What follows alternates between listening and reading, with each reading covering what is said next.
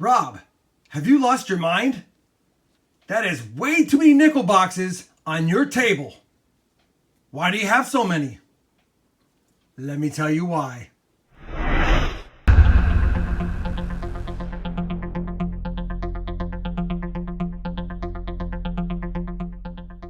Hey everybody, it's Rob with RobFindsTreasure, and guess what?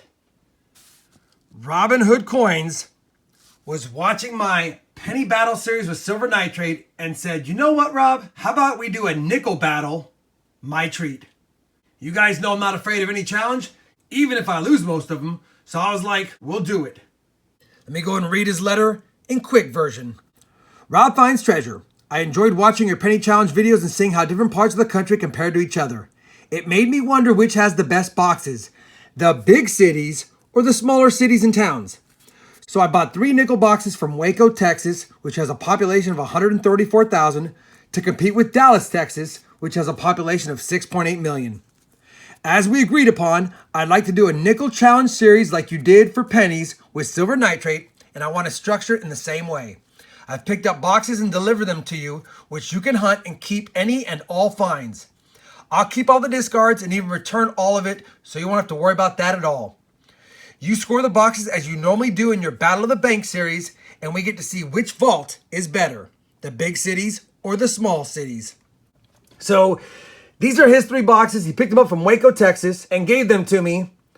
These are my 3 boxes from Dallas, Texas. I picked them up from my normal banks. So we're going to see if his boxes in a smaller town with a little more isolation, still part of Texas though, is different than my Dallas boxes, which obviously is near 7 million people. Now, mind you, we already checked, or at least he did, and these come from 2 different sources. So the boxes in Dallas will never get the boxes that Waco gets, and vice versa. They're far enough that they get supplied from different sources. So that's what made this kind of fun. Pretty cool idea of him. He's dropped off the boxes to me. I get to hunt them all. I'll keep all the finds, and all the discards he'll pick up and put back in his bank. So really the only cost him is whatever I keep. For that, he's actually done a pretty good giveaway similar to silver nitrate. He's going to do a random giveaway with 2 prizes for each of the 3 videos I do. 1 per box challenge. To enter the giveaway, the viewers got to be subscribed to both my channel and Robinhood Coins and comment on the videos that I post.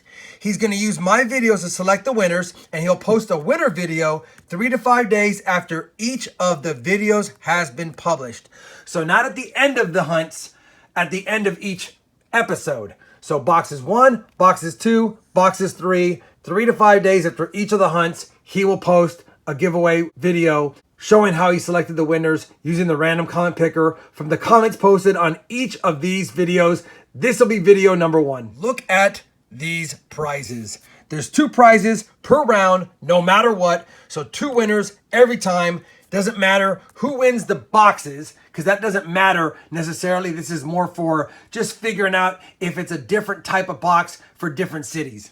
So first prize, first selected winner, will get a Barber $50. Second prize is a Walking Liberty. Same thing on round 2, Barber and Walker. And then on round 3, ASE is first prize and a Walker is second prize. Really cool. Thank you for everything. I'm excited to see which city will win. TJ at Robinhood Coins. So first and foremost, guys, make sure you sub to Robinhood Coins and make sure you leave a comment on each of these 3 battle rounds so that you can be one of the 2 possible prize winners.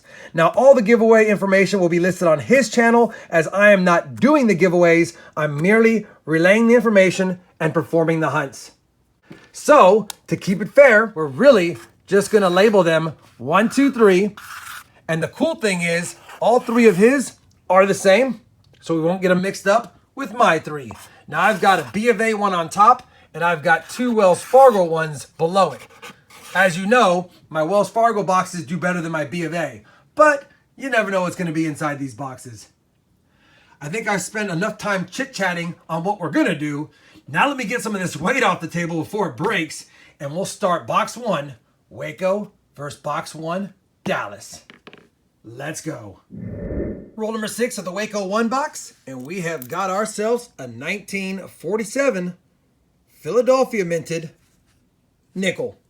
And we also found a 58D, pretty toasty, but 2 finds. First 6 rolls, almost. Roll number 16. It's been a very light box. We've only got that 58D. We added a 52P and you saw the 47P. But the second to the last coin of this roll is a 1939. Can it have a mint mark? No mint mark, but let's check it for any doubling. The 39P double die reverse is a very good coin to find. And unfortunately, I don't see any doubling on this one whatsoever. But it is a 39 Philadelphia minted nickel in the box. I don't see a lot of them. Always fun to find, and they score good points. Box is starting to heat up because roll number 19 actually had another 58D in relatively decent shape, and we added a 1954 Denver as well. But I bring in because the third find of the roll is a 1941 Denver. So that's 3 finds in one roll, adding them up. Roll 21, we're going to add another 40s nickel to the finds, a 1946 out of Philly. The irony is, and I don't know if it means anything, but I'm almost halfway through the box. I have not washed my hands, and these nickels aren't that dirty. Crazy. Roll 22, going to have our first foreign find. Look at this. Canadian, 1990. We'll take it. Roll number 26, and you can't miss this one. Boom. We got a proof nickel in the box. 1998 S. Not in the worst shape, not in the best shape. Still cool to find one. Proof nickel found. Well, the first Waco box is down. All 50 rolls hunted. Not the best box in the world, but then again, it's only one box, and we are doing this to see how they work out. We found 3, 4, 5, 6, 7, 8 coins from the 50s. No semi-keys or key dates. 3 from the 40s, same thing, nothing too special. We did grab that 1939P. That's always a good find. We also found a Canadian. We'll take that. The find of the box really is the proof coin, 1998S. Love seeing those. I did pull out some side finds. This is a pretty nice 1990 Denver with pretty much full steps. Doesn't add for any points, but it adds for a good conversation. Let's see if Dallas now can show us something that's a Buffalo nickel, maybe a war nickel, maybe something that's an era variety. Let's go. Well, it didn't take long. Roll 1, halfway through it, 1941, San Francisco.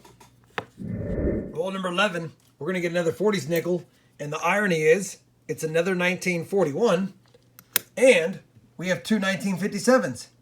That's it. Oh, and a 2009 Denver. Roll 16 is going to have a few goodies. I just saw this 1942 right here. Non-silver, it looks like, and it is, and it's no mint mark, so it's Philadelphia. And I thought I saw, yes, a 1946 back here. Also non-silver, of course, Philadelphia. So we grabbed the last possible year before silver and the first year after silver. 42 to 45 in here. Gotta find a silver one. Roll 17. 1947 out of Denver. Same roll. 1946 out of Philly.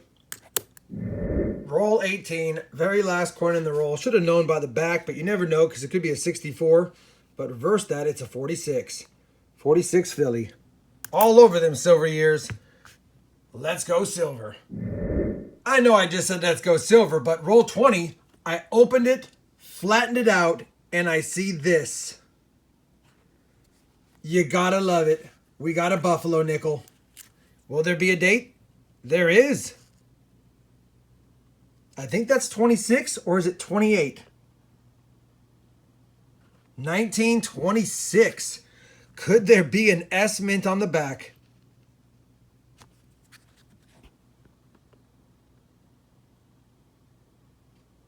I don't know. Let's see. That little gouge gave me a scare. You know, and I know that you know, when I first flipped it, and it looked like there might be a mint mark between the E and the C. And when I set it down and we zoomed in just for a second, it did look like there could be an S there. But unfortunately, Microscope never lies. That's just a little gouge right there. Still, 1926 dated Buffalo nickel in the box. Don't need to nic-a-date it. It's not in greatest of shapes, but it's not in terrible either. We'll take that all day. Find in the box so far. Roll 24. Yet another 1946. Roll number 32. We're going to find another 40s nickel in the box. A 1940. And it's a San Francisco Mint as well. Roll 33. Yet another 40s nickel. And yet another 1940 out of Denver.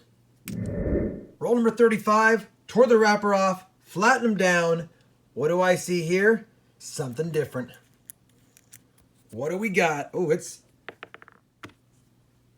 as light as it could be. Man, must be made out of aluminum. República de Costa Rica, 2016, 5 colones. Let's weigh this guy up. This cannot weigh much of anything. What are we guessing here? 1 gram? Let's see. Not even a gram. 0.9 grams. How does that make it into a roll when nickels weigh 5 grams? Crazy. Man, that is absolutely light as can be. All right, enough lollygagging. Let's find some good oldies. Same roll as the lightest coin I've ever found, and we've got a 1947 out of Philly. Again, hugging those silver war nickel years, 42 to 45. Can I find one before this box quits? Roll number 44, yet another 40s nickel, 1948 out of Denver. And I figured I'll show it to you. I know it's just a 1964, but it is in spectacular shape. I love the way it looks. It even has a few steps. And I know the 1964 is a very common nickel, but it's almost impossible to find in pretty good shape. They heavily minted these so much that no one hoarded them, and because they heavily minted them, the dye deterioration happened on most of them. Matter of fact, it is believed that 90% of the ones that came out of the mint were already not in great shape. So whenever I find a 64 in this shape that defied all the odds, I like pulling it out, putting it in my collection, putting it in rolls, and keeping it for myself. Roll 46, another 40s nickel, 1941. I think that's San Francisco, but it could be Denver. It's San Francisco. So we finished box 1 of the challenge, and I'm pretty certain that the big city bank beat the small city bank. And here's why. 9 from the 50s, 13 from the 40s, a Buffalo nickel, 2 2009s, the world's lightest coin. We got a nice 64. We got a pretty cool tone coin. I always like them when they're a little bit different. This one almost reminds me of the 1959 and 58 Black Beauties because it's got some luster and it's got a nice dark tone to it, almost like it was overheated during the annealing process. Let me plug the stats into the stat sheet where we know this bank had to beat the other bank. Well, it's official. The big city bank, that being Dallas, versus the small city bank, that being Waco, was doubled up on 41.5 points to 20. Now, I know it's only the first box. This is a 3-box round, and you never know when that next big nickel box could show up. But from what I see, man, that was pretty decisive. That being said, I do want to thank Robinhood Coins for the first box challenge. And as a reminder for all you out there, please be sure to leave a comment on this video so that you can participate in Robinhood Coins channel giveaway for each of these rounds. Round 1 is in the books. We'll see you at round 2. If you're enjoying this big city, small city, Battle of the Bank, nickel style, please give the video a thumbs up. And as always, everyone, happy hunting. And thanks for watching.